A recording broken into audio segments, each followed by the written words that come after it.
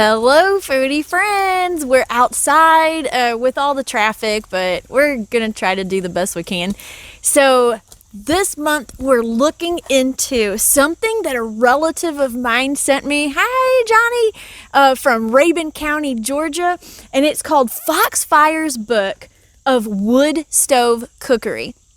Now, this book first was published in the Foxfire magazine in 1981, and it was republished. Actually, it's been republished a few times. You can get it from their website. I will put that in the description box below if you're interested. And Foxfire actually has some really fascinating history to it. It was started in 1966 by a Rabun County high school in Georgia. It was put out by the English class there as a project, and it's actually been going ever since, which is really cool because that means you can still get the magazine. And the reason why I really like it is because, as you know, well, if some of our subscribers, you've seen some of our other Southern cookbooks that we have looked at, and some of them have been really problematic, like to the point of really kind of mocking Southern people and making fun of like their speech patterns and stuff like that.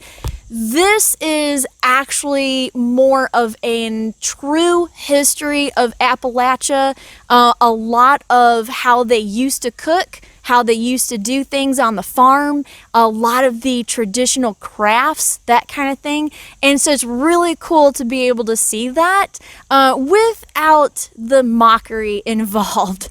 So today we're going to do a stew and some biscuits, which look really good. Now, everything in here, of course, was cooked on a wood stove. We have a little rocket stove over here that Mitch built me, so hopefully this will kind of approximate the wood stove as best we can. And unfortunately, because this is not an oven, the biscuits are going to have to be made in my traditional electric oven. But that's okay, because at least we'll be able to get the soup stewing out here. So let's go ahead and get started, because I cannot wait to try this. All right, I just wanted to show you a little bit of what we're going to be making today. As you can see, there's not really any measurements to this soup, so some of this I will be kind of guessing with, but that's okay because it's a soup. It's kind of hard to mess up. But one of the reasons why we're going to make this one is because this here is one of my relatives. Now, this would have been my great-great aunt, Addie Norton, and I do have a lot of family in Rabun County, Georgia, and so it was really cool to see some of her recipes in here, and I really wanted to try this soup. Now here's Aunt Addie with her little wood stove, and you can see she's got her skillets, and I love this little percolator right here for her coffee and maybe some tea. But she looks like she's ready to cook, and I love she's got her little apron on, and it's just absolutely the cutest picture. Now, this is not a relative of mine, but I just wanted to show it to you because it's my favorite picture out of this whole book. We have Granny Mary Cabe's kitchen, and I absolutely love it because look at all her skillets she's got behind her wood stove. She's got her little tea kettle, and she's got her little sink right here. And I love how she's dressed. She's got her hair tied back in her little kerchief. She's got her apron on, and she's all ready. And I love this picture because this right here, you can tell that this lady was a real mountain grandma. She probably had cows and chickens and a huge garden. I bet she was up before the sun milking the cows so she could make her butter and stuff for the day. Probably had a spring house for the majority of her life instead of refrigeration. And this was a woman who knew how to live off the land. And I just absolutely love this little snapshot we get out of her life. And she looks absolutely precious. Now, I've tried to make this as homegrown as possible, just like Aunt Addie would have done. So I've got potatoes from my garden. I've got these shelled out beans. This is from my mom and dad's garden, and mom canned these. I've also got some homegrown tomatoes from mom and dad, and mom canned this also. And they had also grown some okra and had frozen part of the harvest, so I've got some of that. And I've also got their corn that they had harvested and frozen part of it. Now, what I could not get homegrown is the peas, and the onions and carrots also came from the grocery store, but that's okay because the vast bulk of this soup is coming fresh from a garden.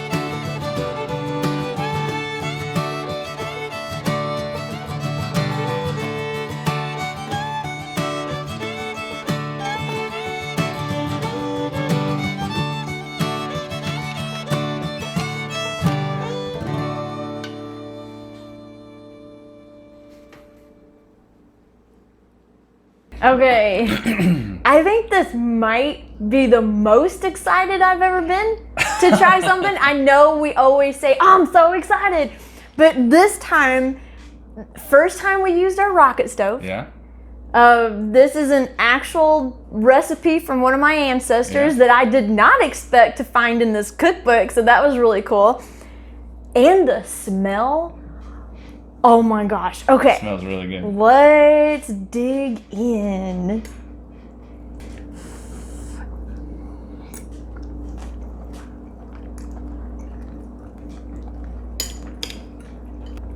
Okay. I know how, like, when you go camping and stuff, everything seems to taste better over a fire. And I think that's what's going on here. Like, just the smoky flavor, but I will say, the beef. You know, usually we cook beef and you're just chewing forever because it's gotten so tough. Yeah, it's just like a This just beef melted. No.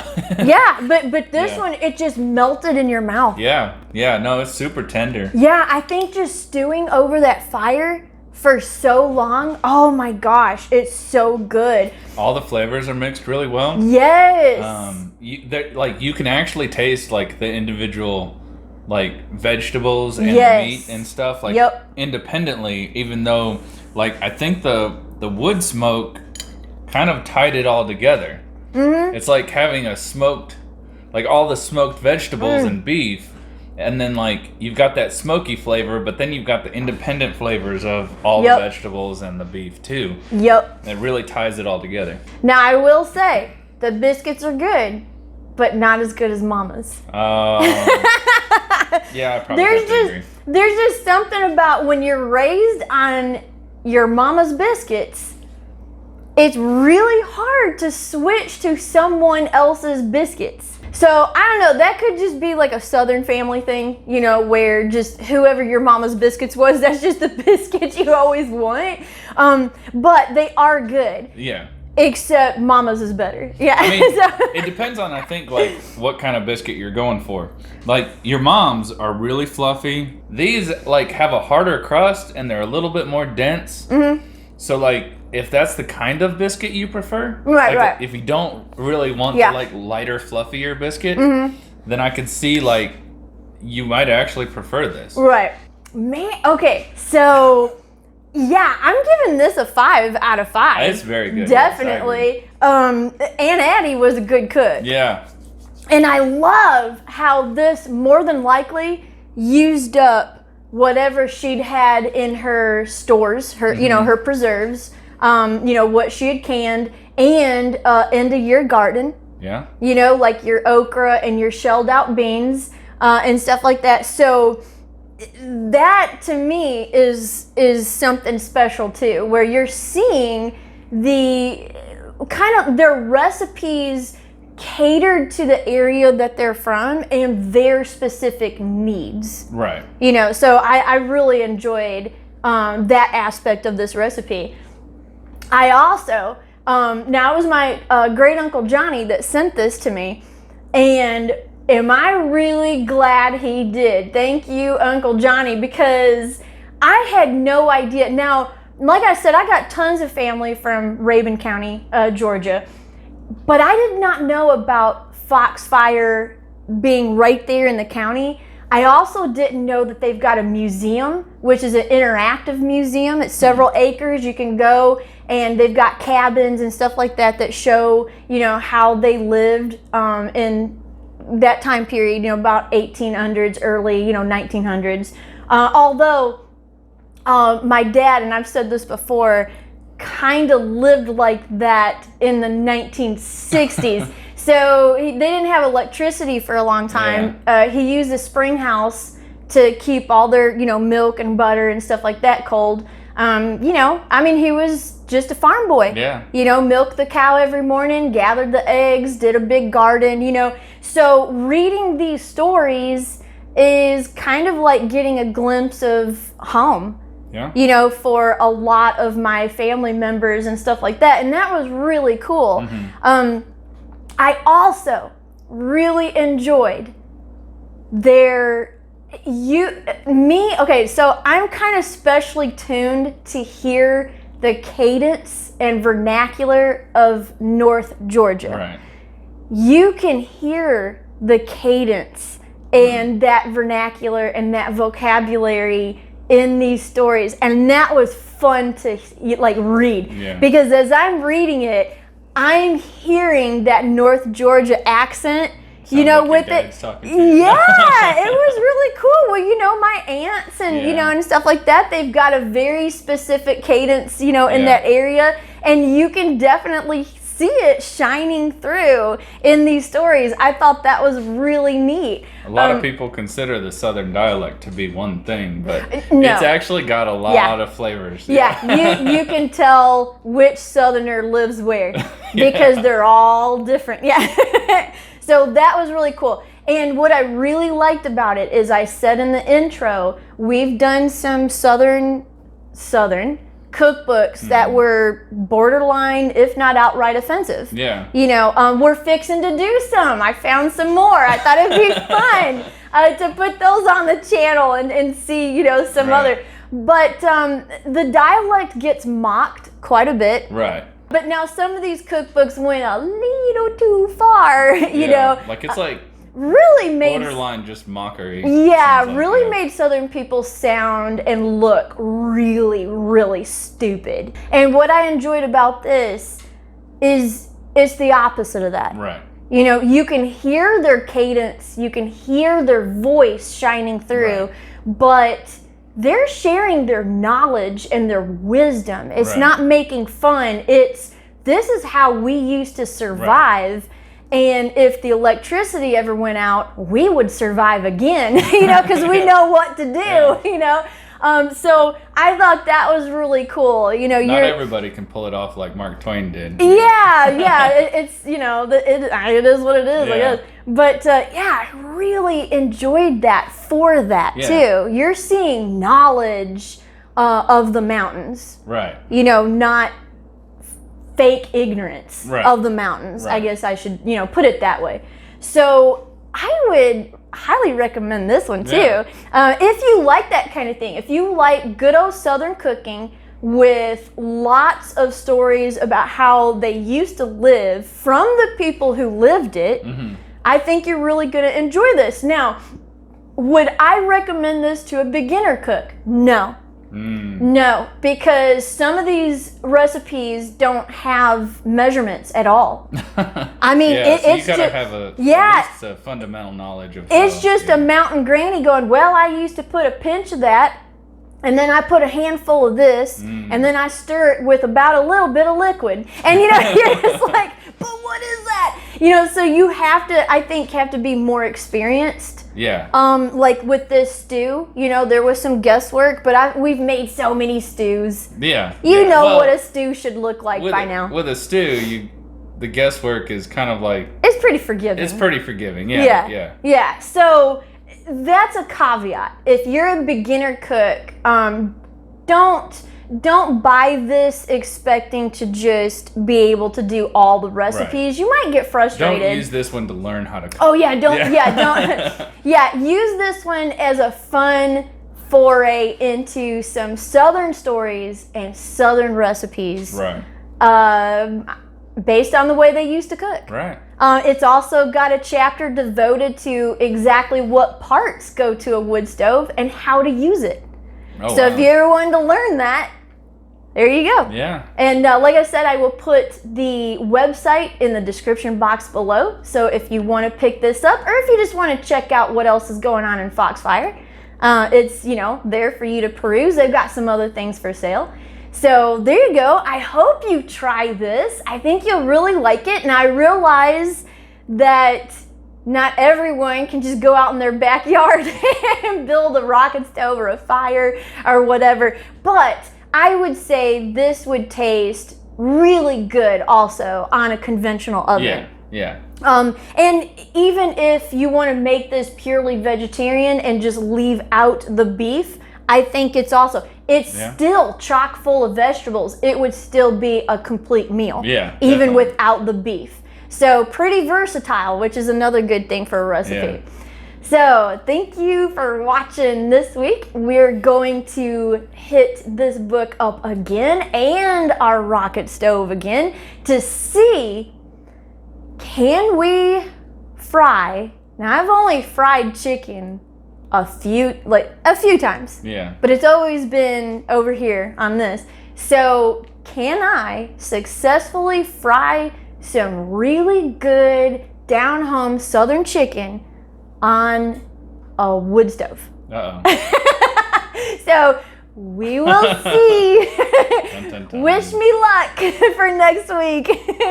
But anyway, hope you enjoyed this one and stick around for next week because we're going to do an experiment, see what happens. We'll see you then. Bye. And if you like historical cooking and unusual cookbooks, here's 2 more videos you might enjoy. And make sure to like and subscribe for more foodie adventures.